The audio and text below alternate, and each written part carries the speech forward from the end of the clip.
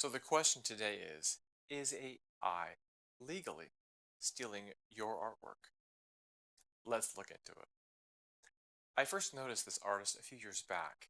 Look at this image. A dog catching a ball underwater. My thought was, what kind of strobes does she use? What type of tank? Is her camera in an underwater case? Is there a remote shutter? I started thinking of all the things involved, the creative process to produce this work. And I was amazed. Honestly, a little bit jealous. It's nice to see artists use their creative flair and their eye to create something truly incredible. This so this is a landmark case done in Germany, so not necessarily here in America, but it's the sheer principle of the fact of how this artist's work was stolen by the use of AI. The story goes that this artist had a business partner who later decided to take her artwork and send it to AI to produce a varied image of it. And the landmark case went to the partner who used AI because what AI produced was different enough to steal this person's artwork.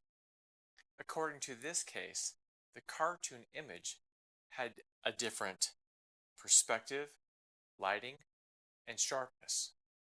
It also said that the subject matter was more of a motif, more of a building block which wasn't protected, its elements. I think it's a case of divide and conquer. We all know what the artist did. We all feel the emotion and show the respect of what it took to create this image. But what they did is they divided specifically what this artist did and then divided up enough where they could say, well, this was unique, this wasn't unique, therefore AI can go ahead and do this. Because what AI produced was technically not her artwork. I really think we're in danger. What is the difference between murder and manslaughter? Manslaughter, you didn't intend to do it. It was a pure accident. Somebody died, but it was an accident. Murder, somebody died. Somebody intended to deliberately copy this image to steal the artist's work and make money. It was an intention thing. This was no accident. I think it's a case of impersonation. Did you know it's illegal to impersonate a doctor, a lawyer, or a police officer? It's actually a misdemeanor. It's against the law. It's a felony if you do it for profit. This is a clear case of someone impersonating an original piece of art. So how do we, as artists, protect ourselves against AI being used against us?